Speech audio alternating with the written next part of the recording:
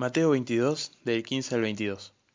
Los fariseos se reunieron entonces para sorprender a Jesús en alguna de sus afirmaciones, y le enviaron a varios discípulos con unos herodianos, para decirle: Maestro, sabemos que eres sincero y que enseñas con toda fidelidad el camino de Dios, sin tener en cuenta la condición de las personas, porque tú no te fijas en la categoría de nadie. Dinos qué te parece, ¿está permitido pagar el impuesto al César o no? Pero Jesús, conociendo su malicia, les dijo: Hipócritas, ¿por qué me tienden una trampa? Muéstrenme la moneda con la que pagan el impuesto. Ellos le presentaron un denario, y él les preguntó: ¿De quién es esta figura y esta inscripción? Le respondieron: Del César. Jesús les dijo: Den al César lo que es del César, y a Dios lo que es de Dios.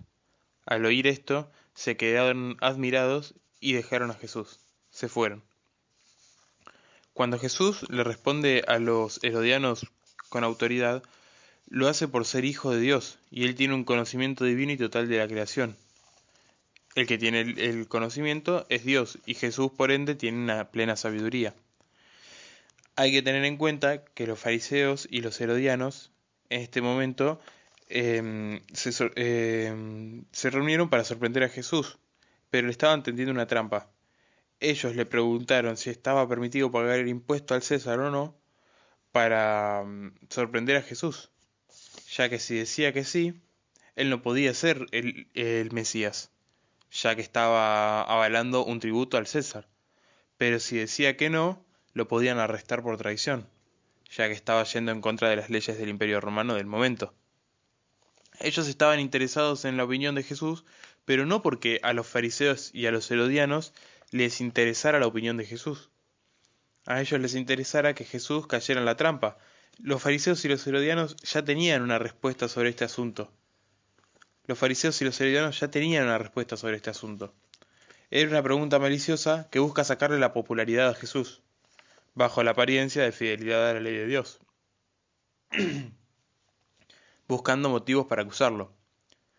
Si con una respuesta el Señor hubiera favorecido no pagar el tributo al César, podría haber sido acusado de traición, ya que en ese momento era Roma quien gobernaba el territorio de Israel. Entonces Jesús, muy hábilmente, responde: Den al César lo que es del César y a Dios lo que es de Dios, ya que a Jesús no le importa si nosotros pagamos el tributo al César o no. Es decir, a Jesús le puede interesar o no lo que hagamos cuando pagamos el tributo al César, pero esto no nos libera de ninguna responsabilidad ante Dios. Nosotros tenemos que darle a Dios lo que es de Dios. En este momento, los fariseos y los herodianos eran líderes no apoyados por el pueblo, y que vinieron a él con una pregunta que estaba relacionada con la posición de este grupo. Eran partidarios de Herodes, y tenía esperanza de que los mantenga libres del yugo del Imperio Romano. Hay que tener en cuenta que los fariseos fueron los que promovieron el primer ataque contra Jesús. Ellos estaban buscando tenderle una trampa hace bastante tiempo, ya que a estos les molestaba la presencia de alguien que se hacía llamar el Mesías. Podía condenarlos a los fariseos y a Herodes eh, por esta popularidad que tenía Jesús, ya que era un líder del momento. Pero me interesa la respuesta de Jesús: Den al César lo que es del César y a Dios lo que es de Dios. Esto nos hace dar cuenta de que el reino de Jesús no es un reino de este mundo.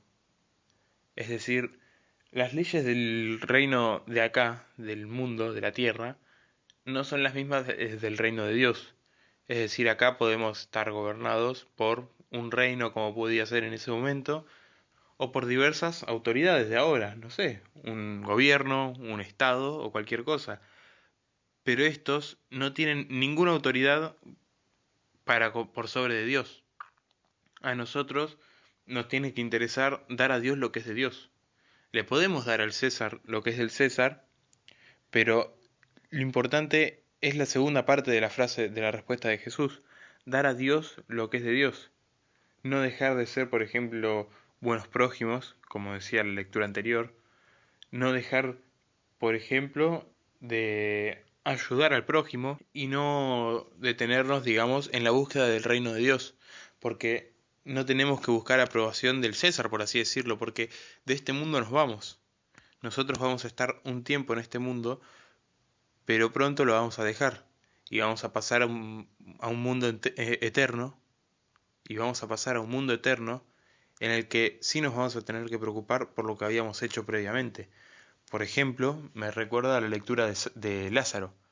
Un hombre rico comía todos los días fabulosos banquetes, y Lázaro, con llagas, era un indigente que estaba en su puerta, y siempre el hombre rico le daba a los perros las sobras de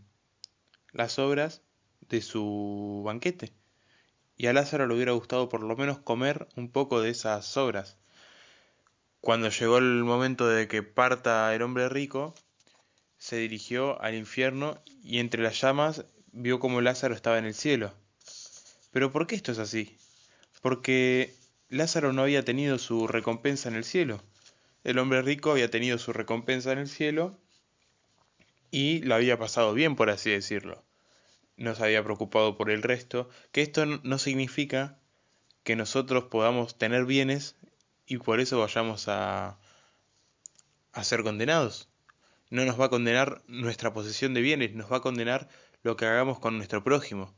Si tan solo el hombre rico le hubiera tenido un poquito de empatía a Lázaro, probablemente no hubiera tenido este final que tuvo. Pero lo que interesa es que no le dio a Dios lo que es de Dios.